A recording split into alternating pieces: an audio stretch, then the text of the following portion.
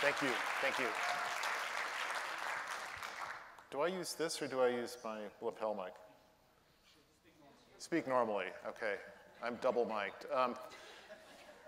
Apparently, I had the easiest trip of anyone in getting here. It was just a little walk in the snow. But thank you for making it. It's always nice to be at the Y. And it's always like the scariest event I ever do for any little book tour. This is my old neighborhood, and I normally just am totally stress-free about getting up in front of people, and here it's like, I'm going to mess up, and they're not going to have a good time. But I'm going to read a little piece of one of the reasons I wanted to publish this book now. It's an essay about climate change and conservation. And I also want to say that most of the books that have had a life-changing impact on me have been novels. I am primarily a novelist, but a major exception to that is a book by the man I get to share the stage with tonight, Dale Jamieson. And I'm going to sort of introduce him through what I read now. Some of it's a little hard, so I'll try to read slowly. A little tragicomedy of climate activism is its shifting of goalposts. 10 years ago, we were told that we had 10 years to take the kind of drastic actions needed to prevent global temperatures from rising more than 2 degrees Celsius this century. Today we hear from some of the very same activists that we still have 10 years. In reality, our actions now would need to be even more drastic than they would have 10 years ago because further gigatons of carbon have accumulated in the atmosphere. At the rate we're going, we'll use up our entire emissions allowance for the century before we're even halfway through it, or a third of the way through it. Meanwhile, the actions that many governments now propose are less drastic than what they proposed 10 years ago. Sorry, one other interruption. This was an essay published nearly 4 years ago, and things have changed already, so it's a bit of a historical document. A book that does justice to the full tragedy and weird comedy of climate change is Reason in a Dark Time by the philosopher Dale Jamieson. Ordinarily, I avoid books on the subject, to put it mildly, but a friend recommended it to me last summer, and I was intrigued by its subtitle, Why the Struggle Against Climate Change Failed, and what it means for our future. I was intrigued by the word failed in particular, the past tense of it. I started reading, and I couldn't stop. Jamieson, an observer and participant at climate conferences since the early 90s, begins with an overview of humanity's response to the largest collective action problem it has ever faced. In the 23 years since the Rio Earth Summit, at which hopes for a global agreement ran high, not only have carbon emissions not decreased, they've increased steeply. In Copenhagen in 2009, President Obama was merely ratifying a fait accompli when he declined to commit the US to binding targets for reductions. Unlike Bill Clinton, Obama was frank about how much action the American political system could deliver on climate change. None. Without the United States, which is the world's second largest emitter of greenhouse gases, a global agreement isn't global, and other countries have little incentive to sign it. Basically, America has veto power, and we've exercised it again and again. The reason the American political system can't deliver action isn't simply that fossil fuel corporations sponsor denialists and buy elections, as many progressives suppose.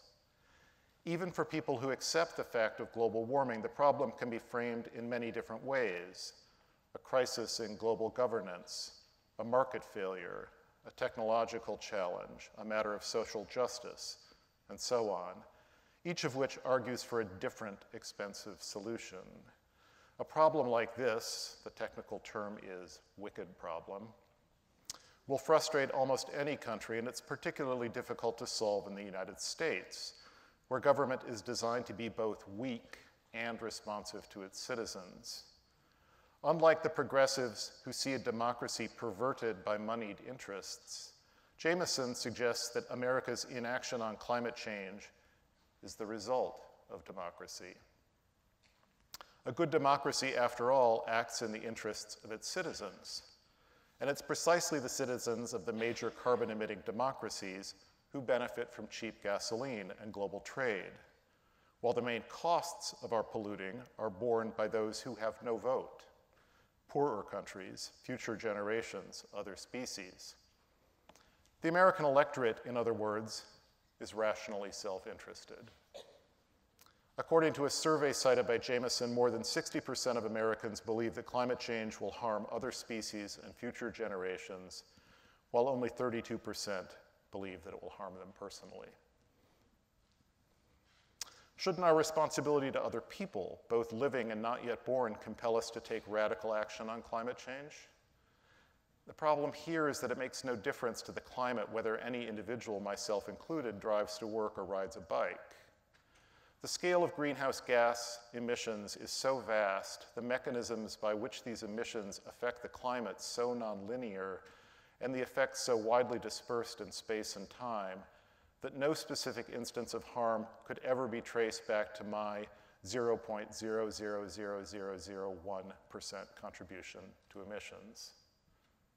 I may abstractly fault myself for emitting way more than the global per capita average, but if I calculate the average annual carbon quota required to limit global warming to 2 degrees this century, I find that simply maintaining a typical American single-family home exceeds it in 2 weeks.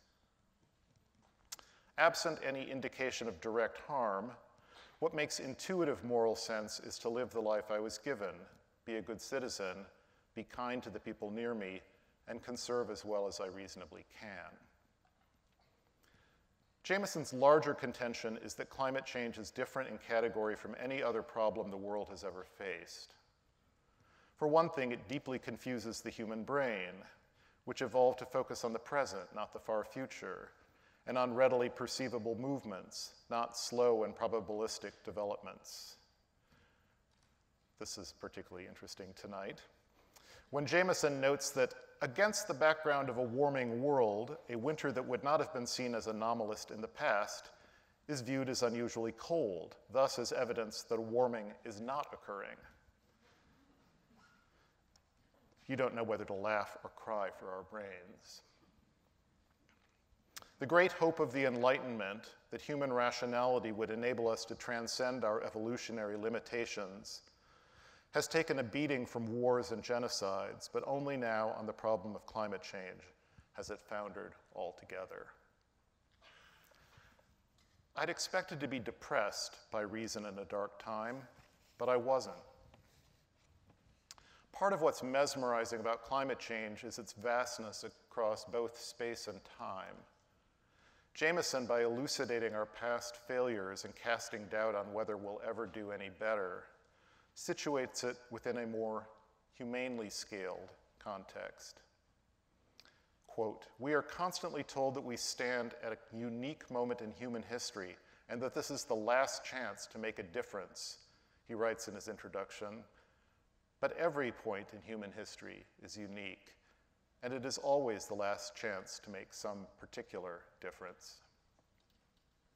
This was the context in which the word nothing applied to the particular difference that some Minnesotan bird lovers were trying to get stadium design changed to prevent bird deaths from collisions, so upset me. It's not that we shouldn't care whether global temperatures rise 2 degrees or 6 this century, or whether the oceans rise 20 inches or 20 feet. The differences matter immensely. Nor should we fault any promising effort by foundations or NGOs or governments to mitigate global warming or to adapt to it. The question is whether everyone who cares about the environment is obliged to make climate the overriding priority. Does it make any practical or moral sense, when the lives and the livelihoods of millions of people are at risk, to care about a few thousand warblers colliding with a stadium?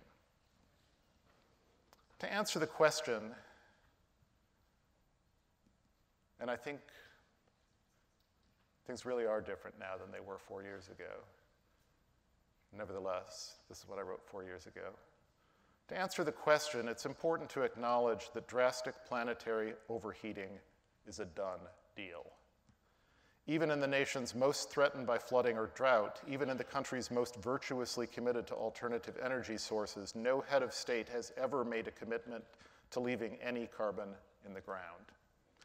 Without such a commitment, alternative merely means additional.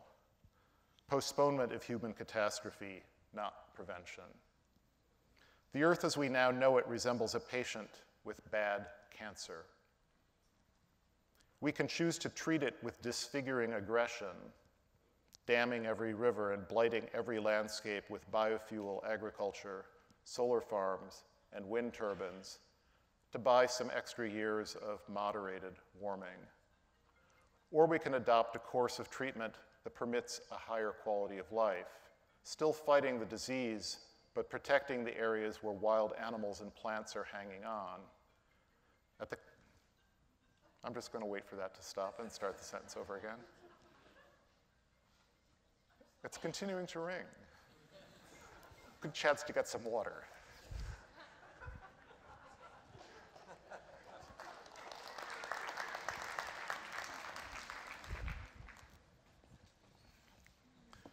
Sorry, at some point or other, every one of us has been in that position. Or we can adopt a course of treatment that permits a higher quality of life, still fighting the disease, but protecting the areas where wild animals and plants are hanging on, at the cost of slightly hastening the human catastrophe. One advantage of the latter approach is that if a miracle cure like fusion energy should come along, or if global consumption rates and population should ever decline, there might still be some intact ecosystems to save. Choosing to preserve nature at potential human expense would be morally more unsettling if nature still had the upper hand. But we live in the Anthropocene, in a world ever more of our own making. Near the end of Jamieson's chapter on ethics, he poses the question of whether it's a good thing or a bad thing that the Arcadian Manhattan of 1630, lushly forested and teeming with fish and birds, became the modern Manhattan of the High Line and the Metropolitan Museum. Different people will give different answers. The point is that the change occurred and can't be undone, as global warming can't be undone. We were bequeathed a world of goods and bads by our forebears, and will bequeath a world of different goods and bads to our descendants. We've always been not only universal despoilers, but brilliant adapters. Climate change is just the same old story writ larger. The only self-inflicted existential threats to our species are nuclear war and genetically modified microorganisms. The story that is genuinely new is that we're causing mass extinctions. Bit of a theme for me. Not everyone cares about wild animals, but the people who consider them an irreplaceable, non-monetizable good have a positive ethical argument to make on their behalf. It's the same argument that Rachel Carson made in Silent Spring, the book that ignited the modern environmental movement. Carson did warn of the dangers of pollution to human beings, but the moral center of her book was implicit in its title. Are we really okay with eliminating birds from the world? The dangers of carbon pollution today are far greater than those of DDT, and climate change may indeed be, as the National Audubon Society says, the foremost long-term threat to birds. But I already know that we can't prevent global warming by changing our light bulbs. I still want to do something. In Annie Hall, when the young Alvy Singer stopped doing his homework, his mother took him to a psychiatrist.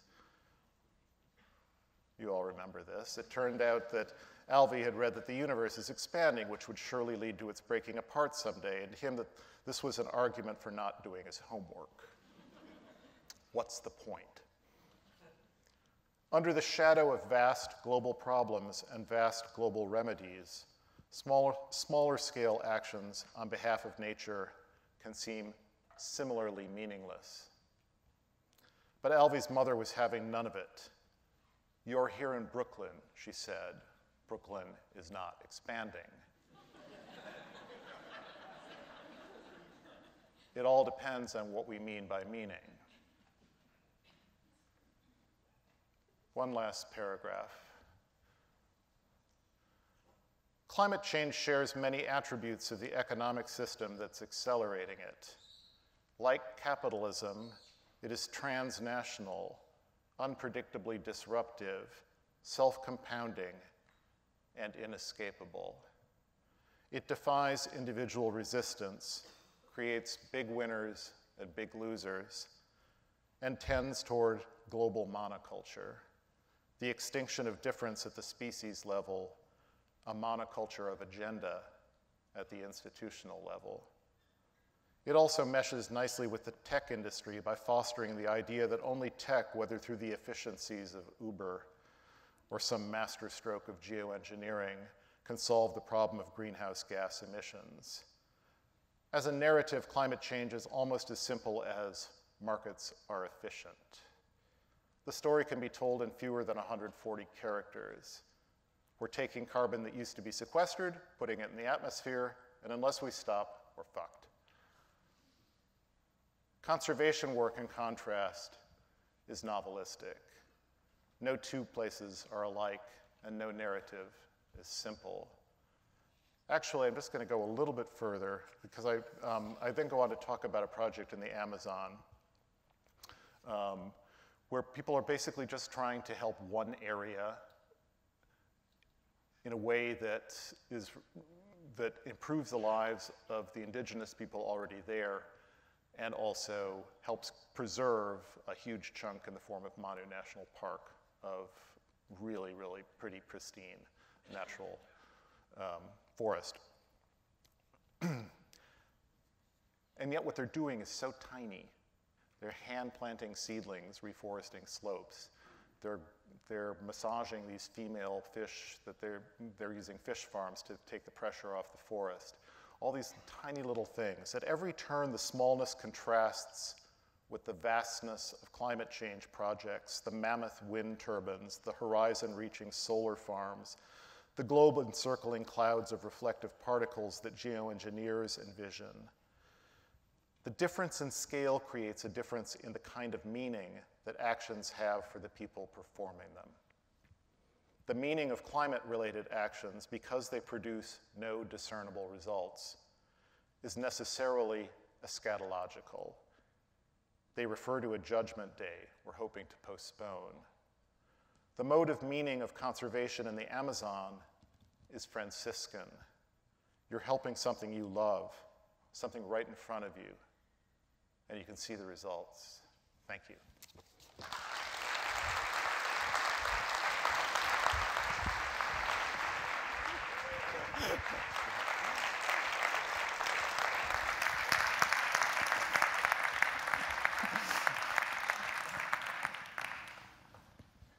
So if I were a United States Senator from Oklahoma, I would come in with a snowball and say, thus I refute you. Exactly, exactly. Oh, it's just tragic. You look at these whole Earth. Every year they like which places were warmer, which places were colder, and it's like this. The entire planet is a sea of red, except for this dark blue blob in the northeast of U.S. that covers New York and Washington. It's just like, oh God. Maybe if the government were in New Delhi, we'd do better. For many reasons. So, I guess we have some people who did manage to get here from New Delhi. Yeah. So, John, when you published that essay, you were caught in a hurricane of your own. A lot of people in my line of work on climate change and so on were pretty angry about that essay, and they did what people do these days when they get angry. They tweeted and so I'm told, and other sorts of hostile actions like that. And in the first essay in this book, the essay, which is called The Essay in a Dark Time. Which is a nod to your book, of course. I hope you got that. Thank you, thank you. I guess I own Dark Times. You know, I mean, as usual, you're really quite honest about your feelings, about sort of being in the kind of center of this storm, and you talk about feeling ashamed, you talk about feeling regretful, and the essay ends with the words, I think I want to quote it directly, quote, "I would have kept revising." And so I'd like you to talk a little about that. I mean, where does the revising end?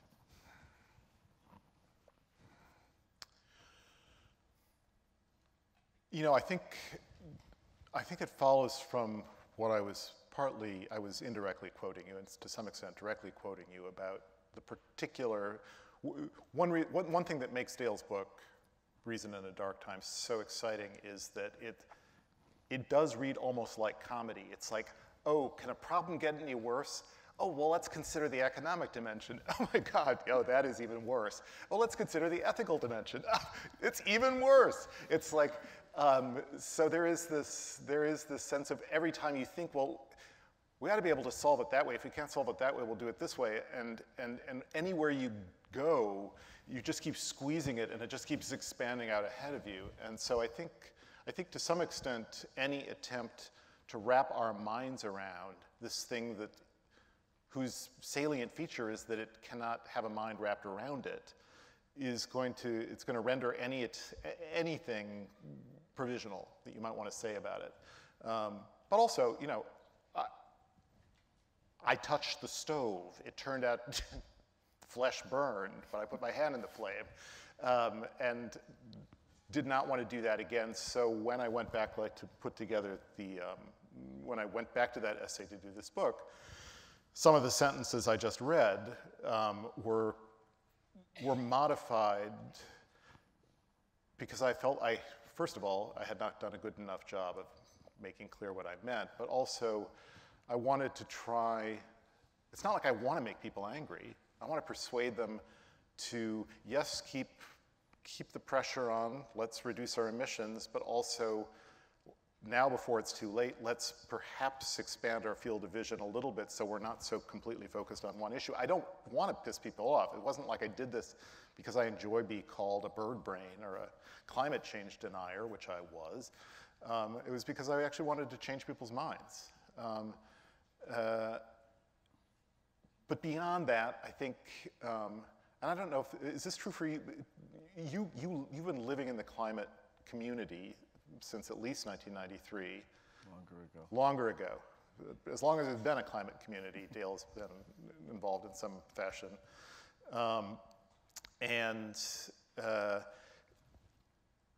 If you're part of that discourse, you forget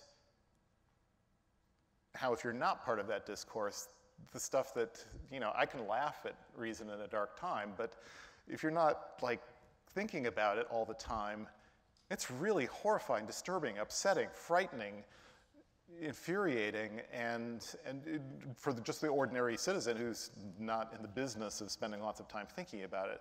So there's also a need, part of that instinct to keep revising is to keep trying to find a way to bridge the gulf between an ordinary reader's, that is, non-professional reader's, feelings and the awful reality. And as the awful reality develops and becomes ever better substantiated, we had the report in October, that has to continually be adjusted.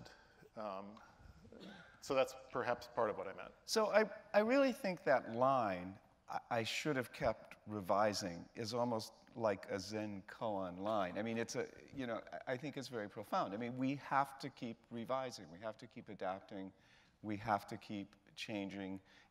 In a way, when you just did this reading 4 years ago, kind of ancient history, these things have changed. I mean, all of that is true,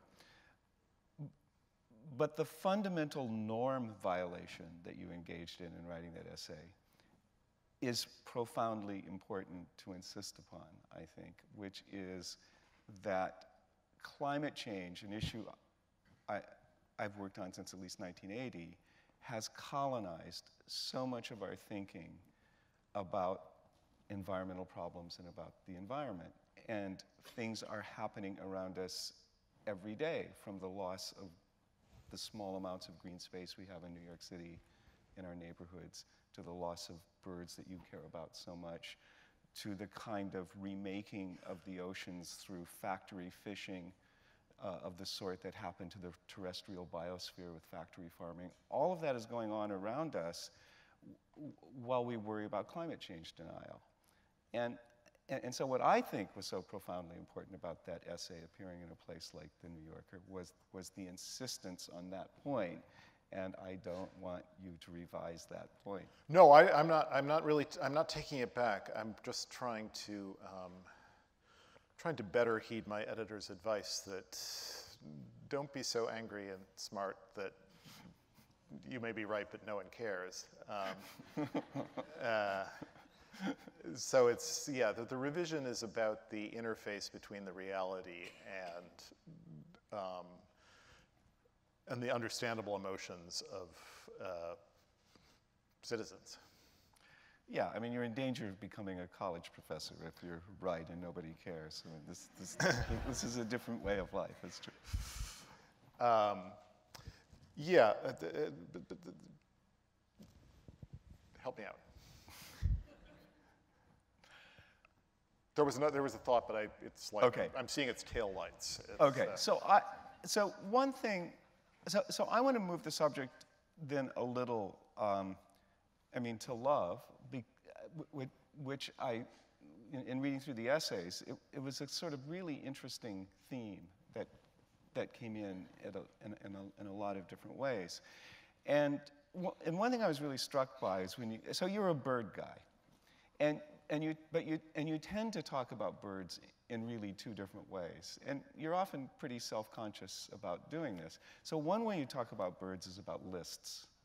And then you actually verbally wince, as well as visually wincing, as you just did, sometimes when you're talking about lists. And so there's this kind of abstract language that goes on there.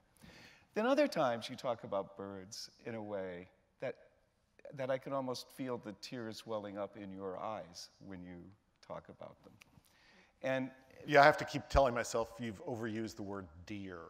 It's like almost every time I describe a bird in a sentence, I want to put the word deer in. If I don't want to use the word deer, I want to use the word splendid.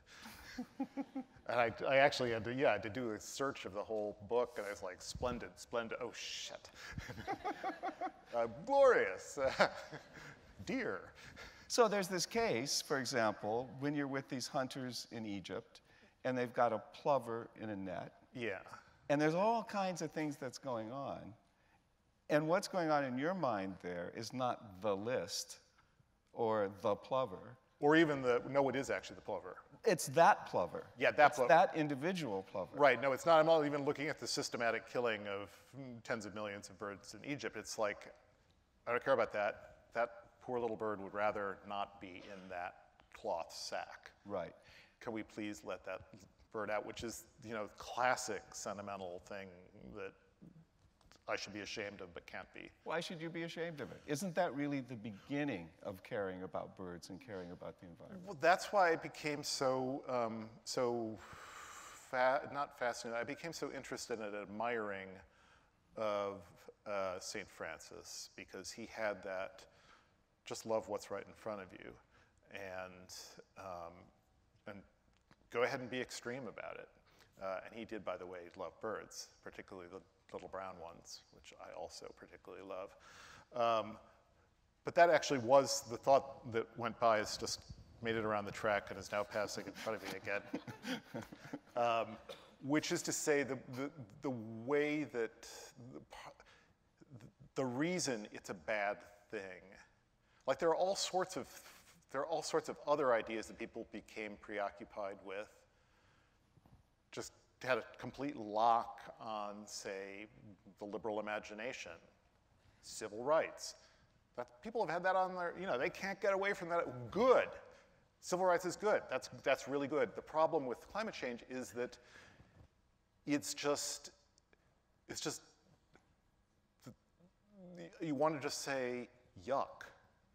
It doesn't all you can really get out of it is we're doing a bad thing, and if we keep doing this bad thing, it's going to be hell on earth. And that's just such a, where do you go with that? So it's not just the fact that it has come completely to so institutionally, academically, scientifically to dominate the conversation about anything having to do with nature. It's also that it is such an unproductive, heartless, it plays to all the worst emotions, fear and guilt. And fear and guilt are not, especially in the political realm, well, fear is actually pretty good. But it has to be an immediate fear, like the caravan. Yeah. Exactly. Thanks for the snow. It's actually going to be delayed in arriving in New York. I was, I had been worried. I was stocking up on canned goods because who knew, might be fighting in the streets with that caravan coming at us. Jesus. But an abstract fear that is not supported by the evidence at hand, plus a relentless, and this was sort of Al Gore's problem, is I've just wanted to take a bath because I just felt, oh yeah, I feel really guilty now, Al, but I'm going to watch some football. So there was a turn, and the turn really came. It actually had a place and a time. I went to Assisi for no real reason. When I was doing a piece about the killing of birds in the Mediterranean, you have to go to Italy because a certain percentage of the Italian population is just terrible. Most Italians are great, but the bad ones are really, really bad. And I was traveling with an Italian assistant, and for some reason we just decided to take, I guess he had a friend who was a friar, an actual Franciscan brother, and who had invited us to spend 2 nights in this bare little room. And it was just to be there, it was like, it actually did feel like a holy place, and to learn about St. Francis. So it actually came from that. And what I found there was, this guy was really admirable. He would talk to the birds, and he would preach to the birds, and he would give thanks to the birds. And, okay, I've got some problems with certain aspects of theology, but there is a lot to like about that guy. And as a position in which to, because this is what I was trying to say in the reading, is essentially, I don't get a good sense of meaning from reducing the wattage of my light bulbs. All I'm acting on is, I feel guilty if I use a 60-watt bulb when I could be using a 41. And now I'm having to squint. And I don't, God help me, I don't like the color of the non-incandescent bulbs. But I feel I should just take my medicine and screw in that glaring blue-white bulb, which is, by the way, kind of a catastrophe to try to dispose of responsibility when it does burn out. You can't just put it in the trash like you can an incandescent bulb. That's a different matter. But to instead think, well, what can I do to make my yard have more seeds in it for the sparrows? That seems like a better way for all of us to be in relation to nature. Yeah. So, by the way, I mean, we can move off the subject there. I might even be repeating. No, I'm afraid climate change is here to stay. We can't move off the subject. By the way, the bulbs have gotten better. You don't have to have CFCs anymore. So. Okay. I thought there was some sort of heavy element.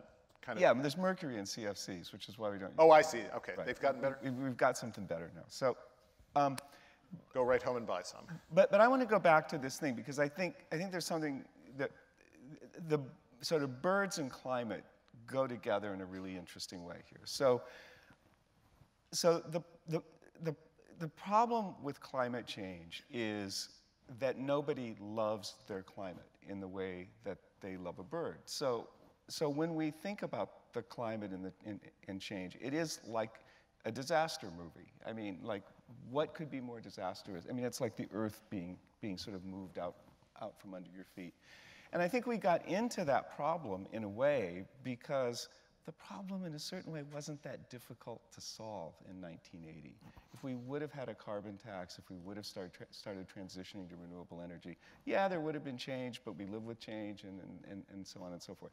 So it's one of those things that because we didn't solve it, the catastrophe grew and grew, and like all catastrophes, it grew even more in our own minds.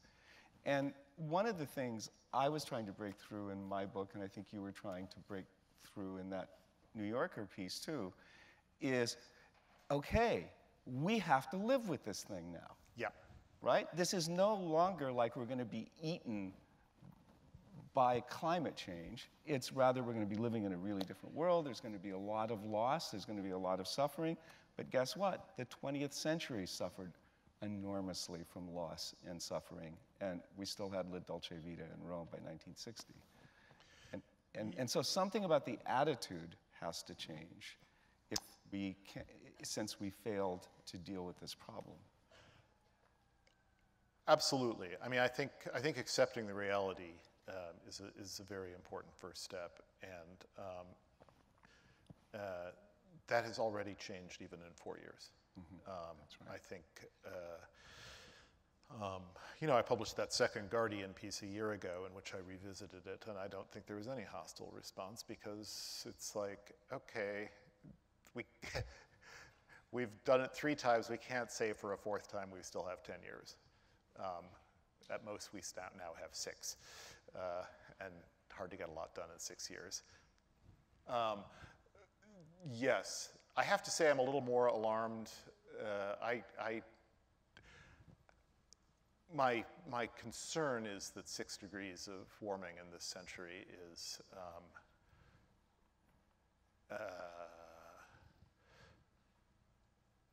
it's destabilizing. I was reading a paper of Dale's on the way out here from California, fleeing the smoke, terrible destruction there and loss of life. Dale done a piece on the crisis for liberal democracy that climate change and the need to try to do something about it represents. And already, liberal democracy is in some trouble, and it becomes difficult. And of course, to do anything globally, you need most of the important countries more or less with the consent of the governed acting together. And the governed don't seem very interested in giving their consent to things like that, as the rising nationalism in so many places just suddenly in the last couple of years demonstrates. So it begins to seem like kind of a Philip K. Dick looking 2010. No, 2100. Unfortunately. And then, so then why do you do anything? There was a line, the line that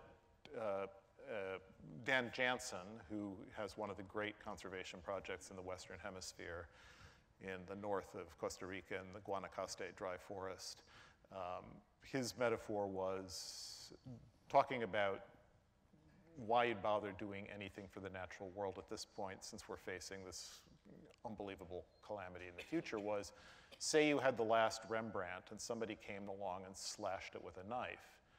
Would you throw it away? Probably not. I think even simpler is everybody I love is going to be dead. Somehow that doesn't equate to my not taking as good care of the people I love now, day to day, as possible. So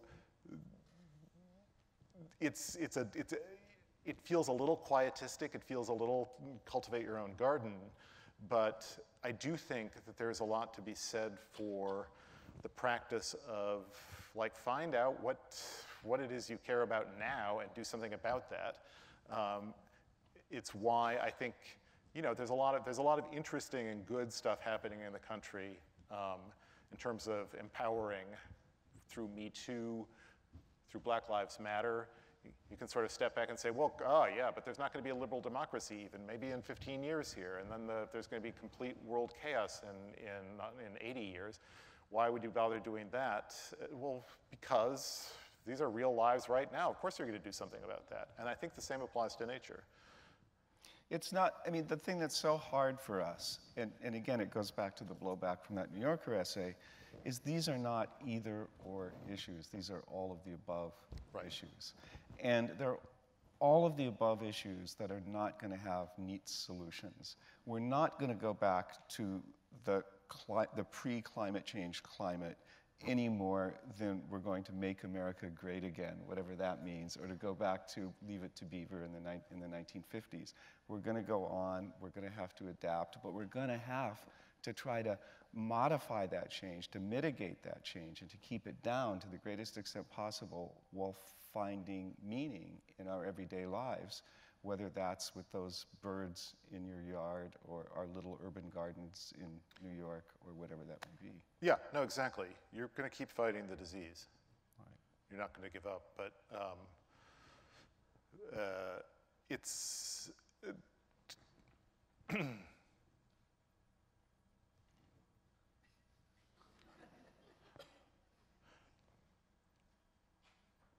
A fuse has blown in my brain.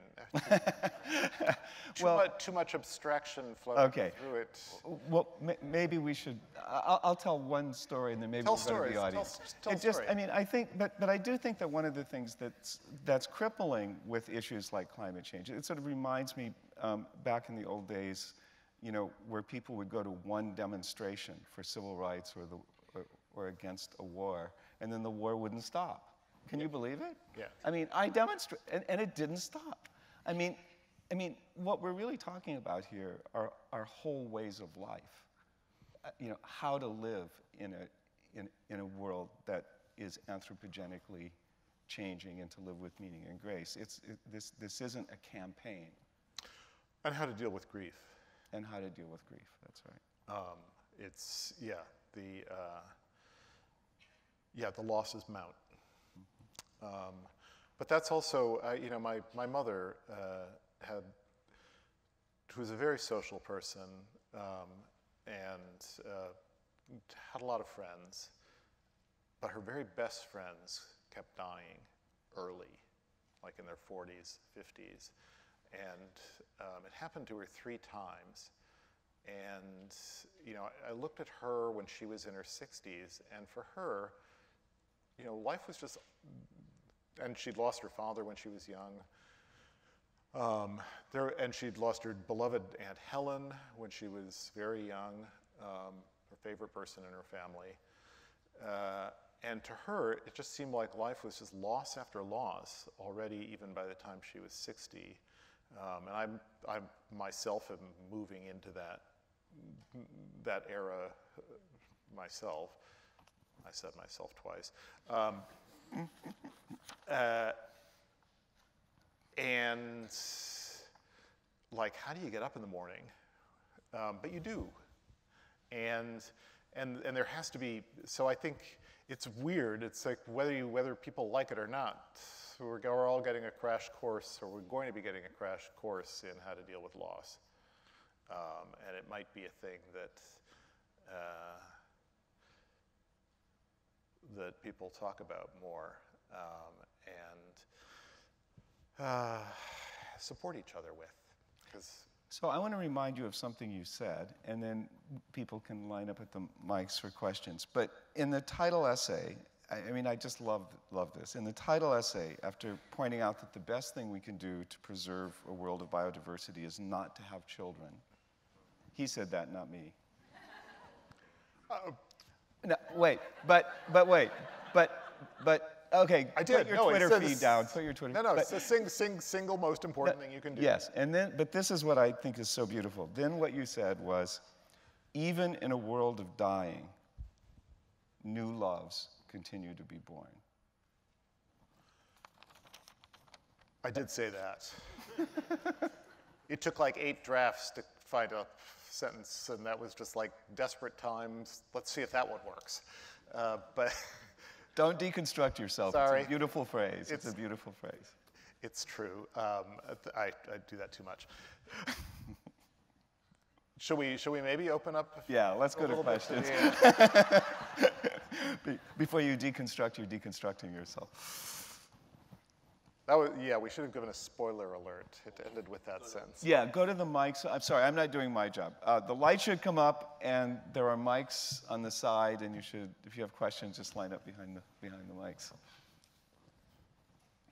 Yeah, good evening. I was curious, how has science in the last 20 years I've watched become so politicized?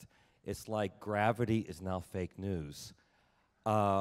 And as you mentioned, liberal democracy, we've seen, the election in Brazil, Bolsonaro, far-right nationalist, who's now basically threatening to deforest the Amazon. How do we take back the steps in terms of pure science and scientific research away from the ideology that's corrupting it?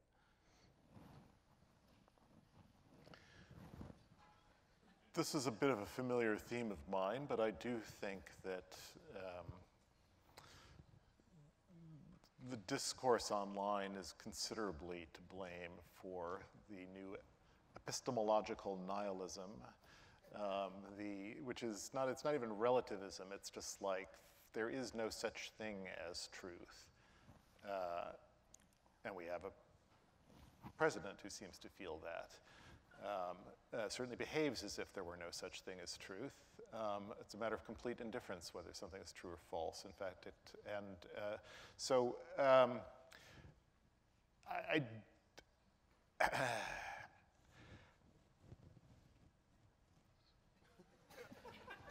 Mr. Franzen, the world is in trouble. We've run out of people to ask for an opinion of how to save it. We've come to you.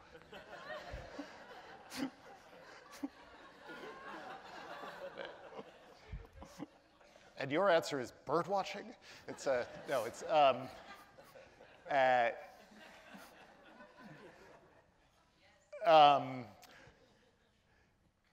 yeah, I don't think, actually within science, it is particular. I mean, of course, everybody has an ideology, and there was a useful critique, Foucaultian and other thinkers' critique of the embedded ideologies, even in supposedly ideology-free science in the 80s and 90s.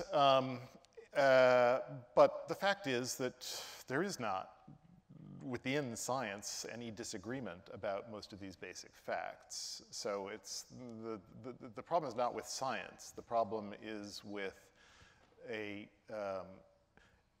mode of communication, a mode of discourse in which there is no value placed on even scientific consensus, and where you are allowed to have your own opinion because that feels good, and you're the consumer and you're right, and by the way, there are 40 million other people who have your opinion, so it's really, really right. And who are these scientists? They work at Ivy League institutions. Who are they? You know, it's like, so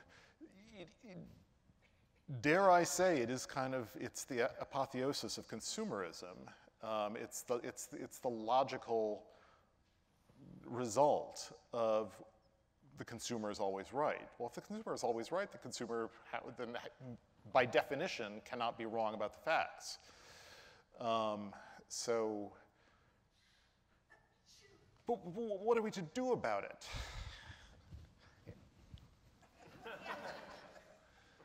Be aware of it. Be a little less credulous about the utopian promises of technology. That might be a start. I did a little talk at Google Boston on Tuesday. Managed to offend pretty much everyone in the room. I was trying to say something nice. I said it was the only one of the big 5 tech companies that I had not hated more than any other. Every one of the other big 5 at some point has been my most hated tech company. Google has never been that. It was like, I was trying to say, go guys. But someone at the very end movingly stood up, seriously said, what should we be doing to try to stop doing harm in the tech, like what positively should we be doing in the tech industry to stop doing harm? And I said I would think about it. But there are at least some people asking that question. And I think actually at the rank and file level within the industry, a lot of people are asking the question. It's the billionaire visionary narcissists who are completely beyond redemption. And the third act of this show is we're going to crowdsource the answer to that question. And tweet it out. Yeah.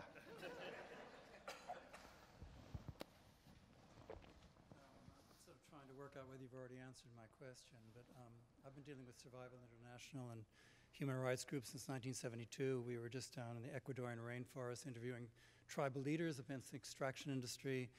And I've also done a lot with nuclear weapons. And you're addressing the question of science, but we seem to be unable to transform ourselves from a kind of phase 1 civilization to a phase 2 civilization. And it seems to me that always goes back to the question of the CP Snow 2 worlds. You should never have to defend yourself from using literature to find language to press our consciousness forward, which is what you're doing as a literary person. But do you think there can be convergence? I mean, during the Soviet period, we used to talk about convergence theory. Can we have science and the humanities converging? Can we reach a state? I mean, if you go to E.O. Wilson's half-Earth policy, there are scientists who are coming up with formulations, structures, which actually have a lot of popular support. And I mean, I was amazed to see their mapping of the world in terms of dividing the world into half for biodiversity and half for humanity. I mean, these things are come under huge attack. But do you think the human psyche, I mean, you're a thinking person, do you think the human psyche can be actually made to defy Kant's critique of pure reason? Can we become rational beings? Can we actually create scientific structure? Well, let's not get carried away. Yeah. No, I mean, I don't think this is, I mean, you know, it's wonderful to laugh and be comical about it, but I mean, actually, this is an actually pretty serious question. I think we have your question. So I'll just say my little bit here, which is I think this is a huge problem in universities and in our culture and in our way of life about how to bring all of our different ways of knowing and forms of knowledge together. I think there's a lot more interest in it in universities than there was in the past. There's a terrific new book on this subject called Geographies of Knowledge by Richard Foley, which I would recommend. And I think you put your finger on a really important problem. We spend so much money in this society in thinking, but yet thinking together and thinking in a problem-solving way on these crisis issues, we're not doing such a good job.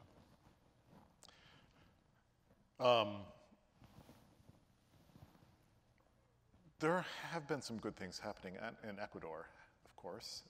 First country in the world to write rights for nature into the Constitution. The natural world has rights. May still be the only country with that in the Constitution, but that's a good thing. It's difficult to understand exactly how Ecuador managed to do that. I do think, in general, countries with strong indigenous populations surviving tend to do a little better when it comes to taking care of the natural world. And there is, speaking of coming together, there is a profitable, not in the economic sense, there's potentially very valuable interaction between people who care about that stuff up in the northern world and people in South America at the level of actually living in nature. I think it's not automatic. We think in very different ways, but there turns out to be a lot to be done. That's a very, very fruitful point of contact. It's just, yeah, having the conversation with the white pickup truck driver, that's the tough one. That's actually much harder than having a conversation with the the people in the Amazon basin. Well, there's two different questions, I think. One is the more cross-cultural, cross ways of knowing, cross-epistemological way. And you do this amazingly well in your own work. I mean, you're a novelist who actually writes these essays that are very science-based. So you're a pretty good poster boy for this. So you should be able to tell us the answer. Yeah, I mean, well, God, stop asking me. I don't have the answers. I think there's actually less tension between, and less of a gulf between science and art than there is between art and digital technology in terms of mindset, and particularly between literature and digital technology, and the sort of religion of tech. The religion of tech is fundamentally utopian in tendency. It imagines every problem can be solved, perhaps through free market economics, perhaps through crowdsourcing, perhaps through some new app. And we literature people are sort of there saying, you know, some problems can't be solved. And even if you could solve the problem of death, you really don't want to be solving the problem of death. It doesn't, being 3,000 years old, think it through.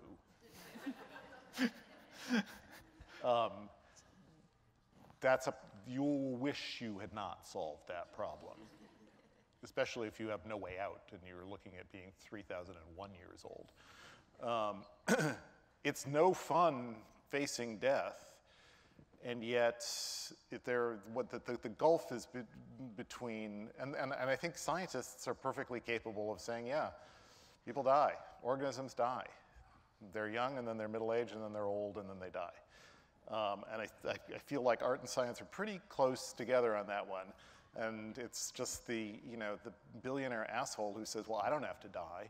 Right. I'm going to solve that problem, where I just like, whoa, are we not thinking alike? And it seems like it's just such a, it's difficult for me to imagine the interface between me and that person, the one, because I would just be so, oh my God, you're so stupid. That would be my only response. Can't you see that maybe the approach to certain truly difficult problems, and now climate change has become one of those things which we're probably not going to solve that one. Conceivably, there'll be some magical geoengineering feat, although the more you look at it in detail, the dicier that gets, as we know, and Dale actually explained some of that in his still unbelievably relevant book. But the traditional humanist legacy approach to all of this is to say, let's find a way to be wise and accepting and feel continuity in ways that don't involve our own immortality, our own personal immortality. And that begins with accepting the reality that the problem cannot be solved.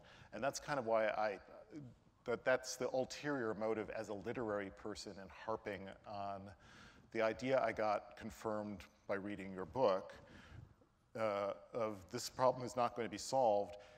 Sometimes that can be a good thing, especially from a humane or humanist perspective, because accepting problems that can't be solved, some of the best writing and art ever done has come out, in fact, I would argue all of it has come out of confronting precisely the problems that can't be solved. Yes. That's why I don't like to give, like, here's how we solve the problem answers. Yes, sorry. Hello, Mr. Franzen. Yes. I'm actually quite relieved you started talking about art and literature.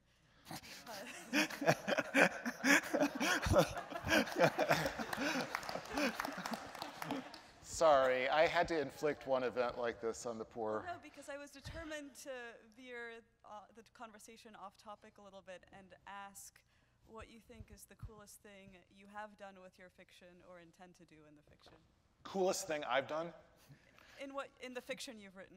Oh, I happen to have a list of the 20 coolest things I've ever done in fiction. Sometimes in idle moments, I think, yeah, that might actually be the 15th coolest thing I've ever done. Really? I'm going to take that as a nice thing you said more than as a question, because I can tell you the fifth section of my last novel, Purity, was the hardest thing I ever wrote. Just in terms of actually probably one of the most unpleasant things I've ever inflicted on anyone who might read the book.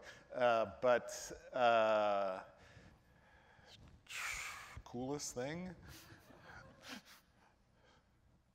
I can't answer. Some questions just don't have answers. Exactly. There you go. Next. Hello. I'd like to talk about the perhaps insurmountable problem of being called out on Twitter. It's always strange for me as someone on the internet who will see your name trending because the sort of mental image of you as a writer who is so giving and does a lot of amazing verbose prose and expresses himself in such a way, and it's usually that you'll give us an article like the Guardian piece or the New Yorker piece, and then you go on Twitter and you see within 280 characters or more if there's a thread, just very like a sound bite judging that. So I'm just wondering if there's a strange sort of, if you ever think about the disconnect between your own way of communicating and making art and then these threads that are just like #problematic pretty much, and if you think about the methods of communication and if there is more that can be done to really communicate. Thank you. Twitter. What to say? It's not. I almost don't bother hating it. It's just like canker sore on the world.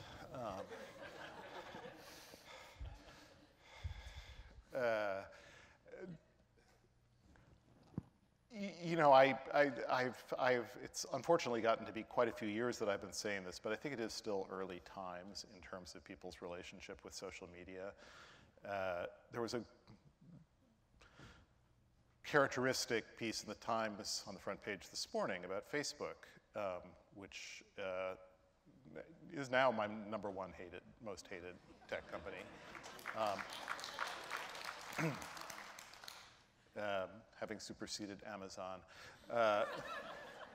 Because Bezos is just so refreshingly honest about how evil they are, whereas, Facebook is still, no, we're making the world all really. Pieces like the front page piece in the Times today are like candy for me. It's like, yes, they're bad. But I think it's been heartening. It's still early times. Everyone fell in love with social media, and it's morphed a little bit with Instagram being more popular, especially among younger people, and Facebook being more for grandparents. But I think you have to have. It's hard as people like Trump are elected. It's hard to keep one's faith in humanity. You look at the approval rating, it's like 40%, really unbelievable. Who are those people? Well, we know who those people are, and we know some of them, and they're actually perfectly nice. I know some of them, and they're nice in every other respect, just keep them off politics. But still, you have to have some basic faith in human nature that if a thing is rancid enough, eventually a lot of people will get the idea. And there may even be weak and ineffective as our government is, there might even be some regulation. So I think, who knows how long the love affair with Twitter will last? Who knows what kind of thing it will be?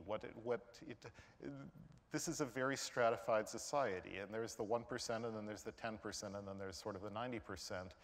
And the 1% is already super deeply suspicious of technology and tends to keep it away from their children until the children are of age. And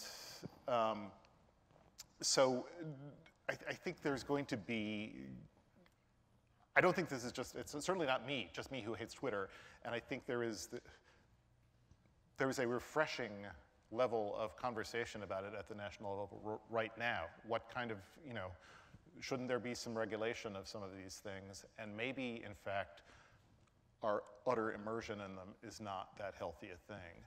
So I'm optimistic. So this is one of the few cases where John is more optimistic than me. I mean, it's not that I'm not optimistic, but what surprises me is the kind of naivete that goes into the thinking about all this from the beginning. So who would have thought that social media wouldn't have been used by the most repressive regimes in the world to suppress their citizens? I mean, this would kind of be an obvious thought.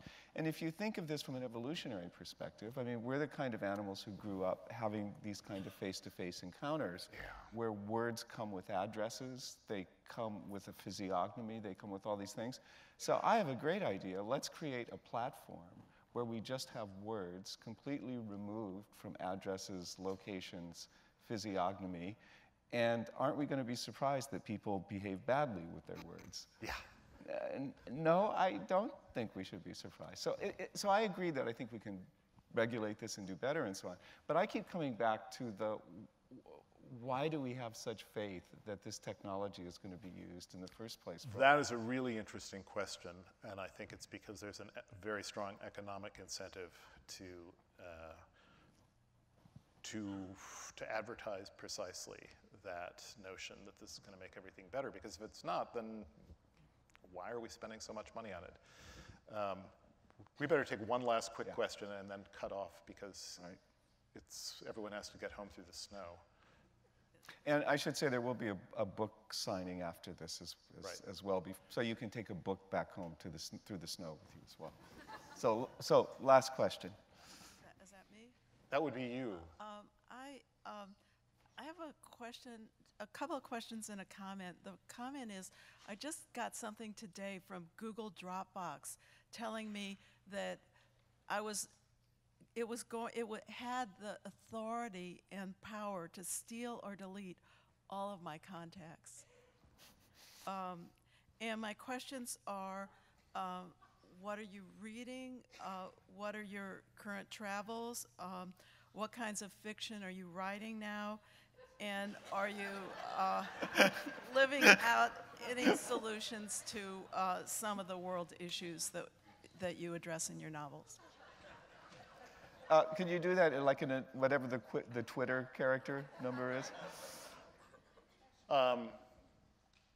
Just because I can, I'm going to give a plug for a book that I didn't think I was going to like, and that really sort of seems to stack this deck against itself, but I really ended up liking a lot. A book by Kate Greathead, I think her last name is pronounced, and it's called Laura and Emma, and I recommend it. I also really like John Ray's novel Godsend, and of course The Mars Room. Those are 3 American novels from the last year that I've been reading, and with great pleasure, but many other things, and I am writing a new novel, and thank you all for coming. And thanks to Dale for doing this. Thanks.